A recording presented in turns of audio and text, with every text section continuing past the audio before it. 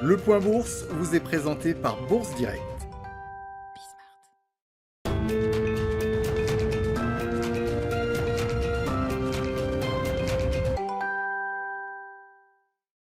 Tendance en recul toujours à la mi-journée sur l'indice parisien. Les marchés suivent en effet de près ces investisseurs individuels réunis sur le forum Reddit Wall Street Bets qui s'organise pour faire monter le cours de plusieurs actions parmi les plus shortées par les hedge funds.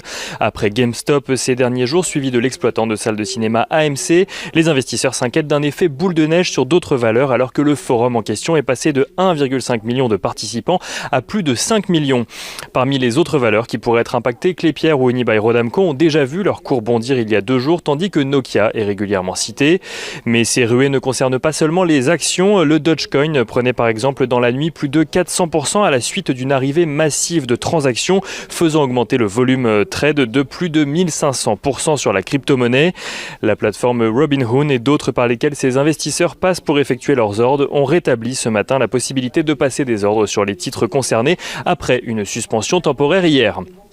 Au-delà des inquiétudes sur la tournure que pourraient prendre de tels événements sur les marchés financiers, les investisseurs attendent également la décision de l'Agence européenne du médicament sur l'utilisation du vaccin développé par AstraZeneca, vaccin au cœur d'âpres négociations entre l'Union européenne et le groupe pharmaceutique alors que ce dernier a considérablement réduit les doses qu'il estime être capable de livrer en Europe.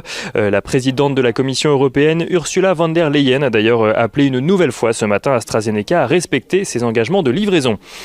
Côté statistiques, les investisseurs ont pu prendre connaissance ce matin du recul du PIB de 1,3% sur le dernier trimestre 2020 en France. Un recul légèrement moins fort que ce que le consensus attendait, mais qui porte tout de même le recul du PIB sur l'année 2020 à 8,3% à cause notamment des mesures de restriction. Et on jette un rapide coup d'œil du côté des marchés asiatiques qui reculaient à la clôture ce matin. La Banque populaire de Chine a en effet réduit ses liquidités dans le système financier sur toute la semaine, alimentant les craintes d'un resserrement de la politique monétaire. Celle-ci a finalement injecté 10 milliards de yuan dans le système financier ce vendredi, mais cela n'a pas suffi à apaiser les marchés. Du côté des valeurs suivies à la Bourse de Paris, aujourd'hui on notera que JCDecaux présente un recul de 33,9% de son chiffre d'affaires au 4e trimestre 2020. Un recul en lien avec les restrictions sanitaires en Europe et aux États-Unis. Et les investisseurs qui suivent également dans ce contexte les titres les plus shortés, à l'instar d'Alstom. Alstom qui, on le rappelle, a finalisé hier le rachat de la branche transport de Bombardier, devenant ainsi le nouveau numéro 2 mondial du transport ferroviaire derrière le chinois CRRC. Alstom qui bénéficie désormais d'un carnet de commandes cumulées de plus de 70 milliards d'euros et qui pèse à présent 75 000 salariés.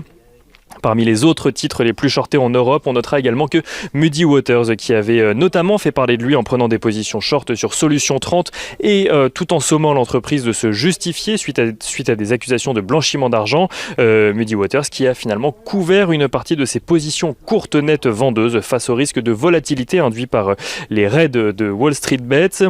Et Nokia progresse de son côté, porté par les bons résultats de son concurrent Ericsson, mais peut-être aussi par l'espoir d'une ruée spéculative sur le titre alors que ce titre peut être à nouveau négocié sur plusieurs plateformes.